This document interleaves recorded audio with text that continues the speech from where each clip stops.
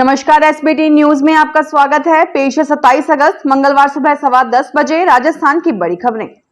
राजस्थान में भ्रष्टाचार निरोधक ब्यूरो एसीबी ने प्रतापगढ़ जिले के अरनोद थाने में थानाधिकारी और उसके दलाल को 8 लाख रुपए की रिश्वत लेते रंगे हाथों गिरफ्तार किया।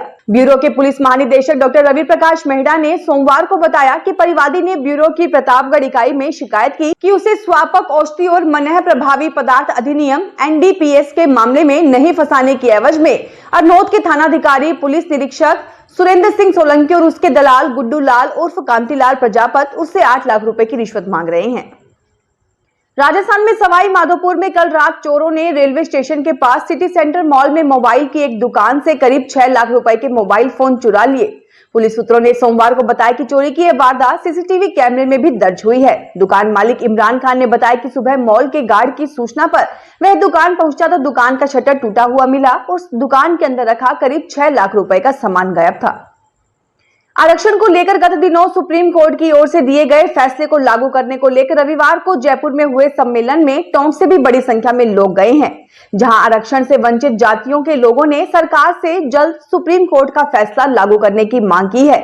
सम्मेलन में शामिल हुए वाल्मीकि महापंचायत के प्रदेश संयोजक राजेश पारोचिया समेत माणक चंद सोदा, राम बाबू परवाना व अरुण कुमार सोदा आदि ने बताया कि आरक्षण से वंचित 50 से अधिक समुदायों का प्रदेश स्तरीय सम्मेलन जयपुर के राजस्थान इंटरनेशनल सेंटर में हुआ।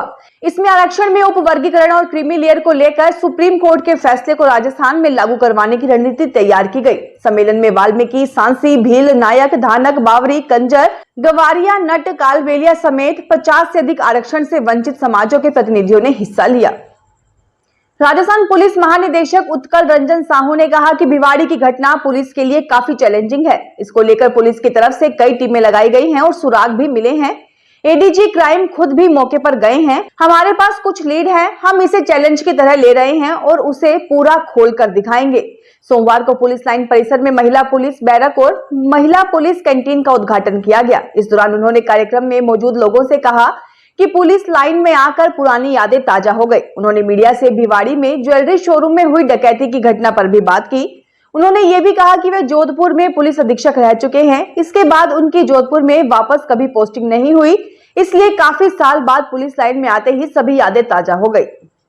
लोकसभा चुनाव में हार के बाद राजस्थान में भारतीय जनता पार्टी विधानसभा उपचुनाव की तैयारी में जुट गई है। प्रदेश के नए प्रभारी राधा मोहन दास अग्रवाल और प्रदेश बीजेपी अध्यक्ष मदन राठौड़ ने 3 महत्वपूर्ण विधानसभा सीटों का दौरा किया है, जहां उन्होंने बीजेपी की रणनीति को धार देने के साथ ही जिताऊ चेहरों की तलाश शुरू कर दी है।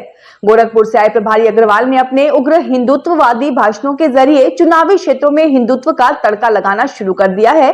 वहीं बीजेपी जम्मू कश्मीर के चुनावों में कांग्रेस और नेशनल कॉन्फ्रेंस के गठबंधन को प्रमुख मुद्दा बनाएगी।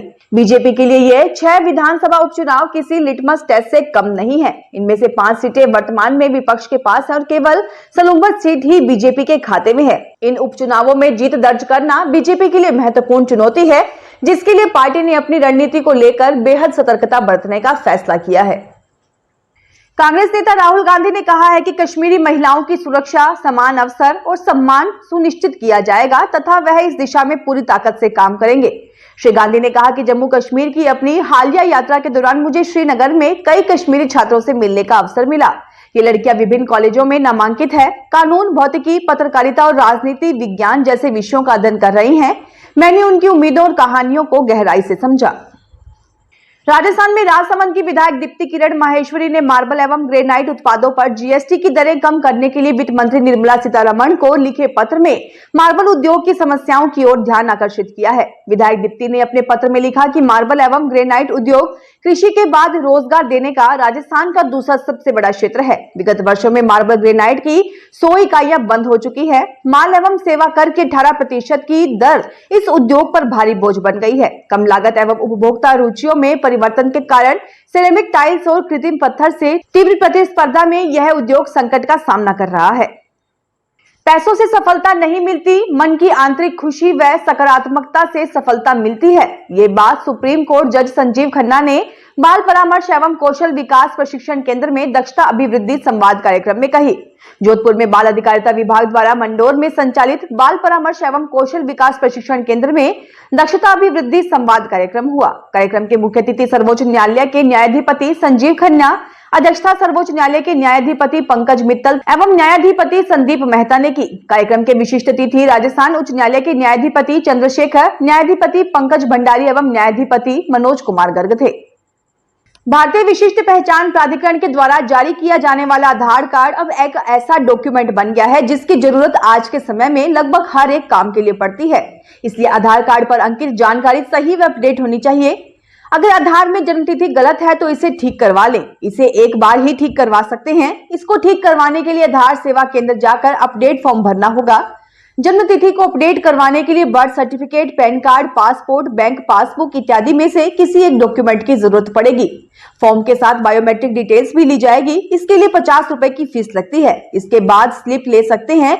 इससे आप अपडेट स्टेटस को ट्रैक कर सकते हैं। अपडेट हो जाने के बाद आधार कार्ड डाउनलोड कर सकते हैं।